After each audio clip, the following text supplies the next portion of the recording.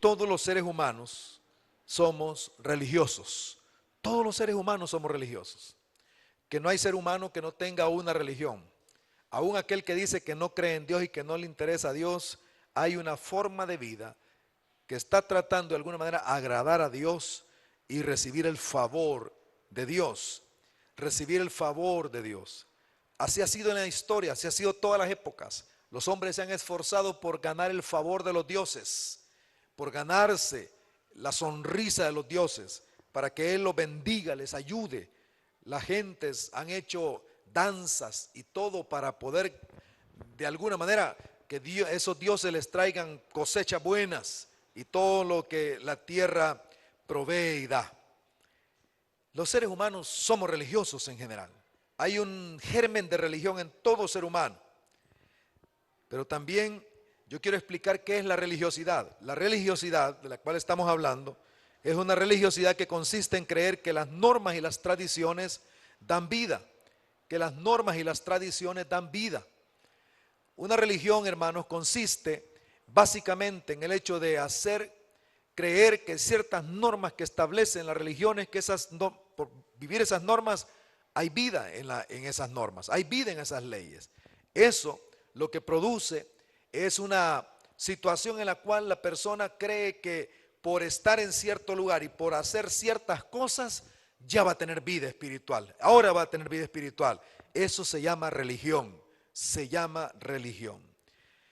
Quiero hacer un repaso, hermano, de lo que hemos visto en los capítulos 1.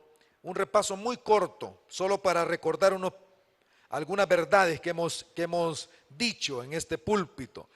En el capítulo 1, el versículo 1 de Romanos, dice: Pablo, siervo de Jesucristo, llamado a ser apóstol, apartado para el evangelio de Dios.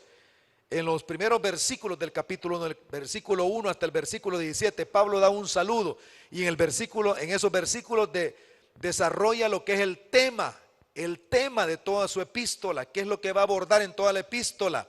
Y en este versículo 1 dice que él es un apóstol apartado para el evangelio de Dios. Apartado para el evangelio de Dios. ¿Para qué era apartado, hermanos? Fíjense que era un apóstol, no, la idea de él de apóstol no es soy un apóstol para dirigir la iglesia y todo eso, no. Él es apartado para el evangelio de Dios. Y es interesante que eso lo repite, esa palabra evangelio la repite. Dice en el versículo 16, porque no me avergüenzo del evangelio. ¿Por qué dice? Porque es poder de Dios para salvación de todo aquel que cree. Del judío primeramente, pero también del griego. Entonces, el evangelio de Dios, de aquel que cree, del judío, del griego. Pero en el versículo 17, que yo hago referencia donde termina la introducción de la epístola, él declara algo sumamente interesante. Dice, porque en el evangelio, y este versículo como que es el que resume toda la epístola. El versículo 17 del capítulo 1 resume toda la epístola. 1:17, porque en el evangelio la justicia de Dios se revela por fe y para fe, como está escrito, mas el justo por la fe vivirá. Ahí está toda la epístola. Claro que luego hay que desarrollar todo el pensamiento que el Espíritu Santo le dio a Pablo para enviar esta carta. Entonces, pero ahí dice que está la justicia de Dios, algo clarísimo en la epístola. El evangelio que está explicando de qué se trata. La fe, de cómo Dios por la fe es que hace que las cosas funcionen. La religión dice por lo que haces vives. Si logras esto, tú vives. Si logras lo otro, tú vives. Si cumples este requisito, tú vas a vivir, vas a tener vida. Si tú cantas de esta manera, vas a tener vida. Si tú haces... La religión le pone un montón de normas a la gente.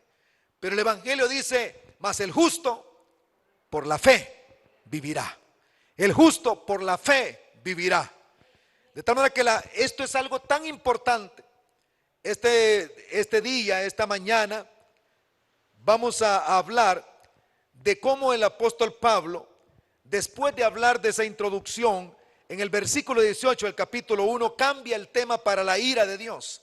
porque la ira de Dios se revela desde el cielo contra toda iniquidad y contra toda injusticia de los hombres que detienen con injusticia la verdad, dice Pablo. Entonces habla de la ira de Dios.